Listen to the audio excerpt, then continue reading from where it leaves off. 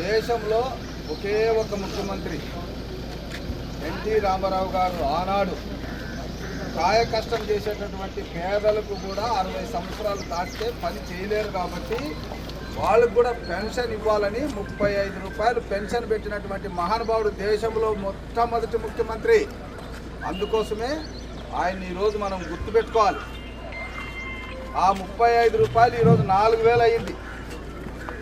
4000 రూపాయలు అయింది ఆ 35 రూపాయలు పెన్షనే. 35 రూపాయల పెన్షన్ని చంద్రబాబు నాయుడు గారు 75 రూపాయలు చేశారు. ఆ 75 రూపాయల పెన్షన్ని రాజశేఖర రెడ్డి గారు వచ్చినాక 200 చేశాడు. 200ని చంద్రబాబు నాయుడు 2000 చేశాడు. అంటే 10 రెట్లు పెంచాడు. మీరు ఆలోచించాలా, ఎవరు పెన్షన్లు ఇస్తున్నారు, ఎవరు పెన్షన్లు పెంచారనేది. ఆ తర్వాత ఆ 2000 రూపాయల పెన్షన్ని 3000 చేస్తానని జగన్మోహన్ రెడ్డి వచ్చాడు. వాళ్ళ నాన్నేమో 75 రూపాయలని 125 రూపాయలు పెంచి 200 చేస్తే, చంద్రబాబు నాయుడు 200ని 2000 చేస్తే ఈయనొచ్చి 3000 చేస్తానన్నాడు.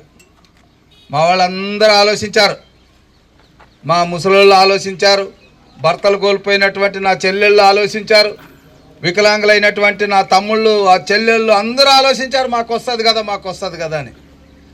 ఏం చేశాడు ఈయన? నేను ఆడిన మాట తప్పును, మడమ తిప్పను, ఏదోదో చెప్పాడు. కానీ మొదటి నెలలోనే 1000 రూపాయలు పెంచుతానన్న పెద్ద మనిషి 250 రూపాయలు, అది కూడా సంవత్సరం తర్వాత.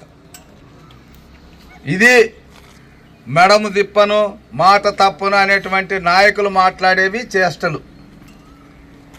అలాగా 5 సంవత్సరాలు మూలిగి 1000 రూపాయలు పెంచాడు. మరి మన చంద్రబాబు నాయుడు ఏమన్నాడు? నేను 4000 చేస్తానన్నాడు.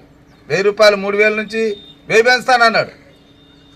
యాక్చువల్గా అయితే ఏప్రిల్, మే, జూన్ మనము అధికారంలో లేము. అధికారంలో అపధర్మంగా ఉండేది వైసీపీ వాళ్ళే. కానీ ప్రజలకు మనం మాట ఇచ్చాం, మేము అధికారంలోకి వస్తే ఏప్రిల్ నుంచి కూడా మీకు అరియర్స్ కల్పిస్తామంటే, మనము జూలై పెన్షన్లో మొదటి తేదీ నాడు ఆ 3000 ఈ 4000 కలిపి 7000 ఇచ్చామా లేదా?